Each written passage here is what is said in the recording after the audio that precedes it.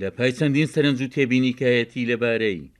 یاسای هەڵبژاردننی ئەنجومەنی پارێزگاکانی عێراق یەکێتی لە دادگای فیدراڵی سکاڵای خۆی تۆمار کردووە. هاوپەیمانی کەرکووک هێز و ئیرادەمان. ڕزگار حاجی حەمەلیە پرساوی مەکتەبی هەڵبژاردننی یەکێتی دەڵێت نوێنەری پارتی لە پەرلەمانی عێراق بەشێکە لەو کێشانەی بۆ هەڵبژاردننی کەرکووک دروست کراون. سەرنج و تێبینی لەسەر ئەوەیە لەسەر بەتایبەتی ئەوەی کە دەڵێ ئەوانەی کە هەڵگری بیتاقەی تێموینی پێش 2003 واتە ئەوانەی پێش 2003 بەشێکی زۆری خەڵکی کورد یان لە ئاوارە بووە یان ئەوەتە لە دەرەوەی وڵات بووە یاخود بەهۆی کێشەی سیاسیەوە لەم شارە دەرکراوە تەنانەت خێزانەکانیان ماڕی باوک و کەسوکاریشان نەیانتوانیوە ڕۆڵەکانیان کوڕەکانیان بیتاقەی تێموینی کەرکووکیان هەبێ ئەوە زیاتر کە ئەو بابەتە کە دەتوانم بڵێم نوێنەری پارتی دیموکراتی کوردستان لە پەرلەمانی عێراق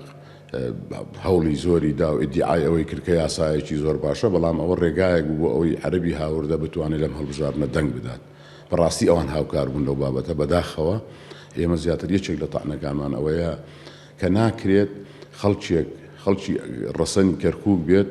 دانیشتووی کەرکووک بێت ناسنامە و هەموو پێداویستەکانی کە بیسەلمێنێ خەڵکی کەرکووکە هەیەی بەڵام بیتاقەی تەموینی بەهۆی دەرکردن یاخود بەهای ڕاگواستنەوە بۆی نەکراوە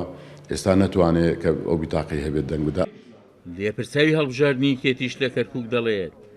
ناوڕۆکی سکاڵاکانی کێتی وەڵامدانەوەی بەو لایەنانەی دەیانەوێ دەستور و مادەی 140 پێشێل بکەن. یاسایەکی سەقەت و نادەستوری دروستکراوە بۆ ئێمە و گەشتێتی نیشتمانی کوردستان تەعنمان کردووە و چاوەڕێی نەتیجەی تەعنەکانە بین و تەعنەکانیشمان زۆر دەستوریە چونکە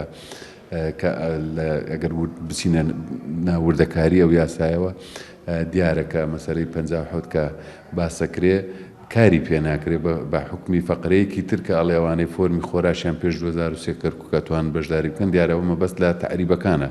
کە تعریب بەشداری کرد ینی 57 هیچ دەورێکی نامێنێ ئەمە دەستوری نییە خاڵی تری نادەستوری و نادیموکراسیەوەی کە ئەنجامی هەڵبژاردنەکانی کەرکووک لە ڕووی یاسایی و ئیداریەوە ئەژمار نەکردە گەرنا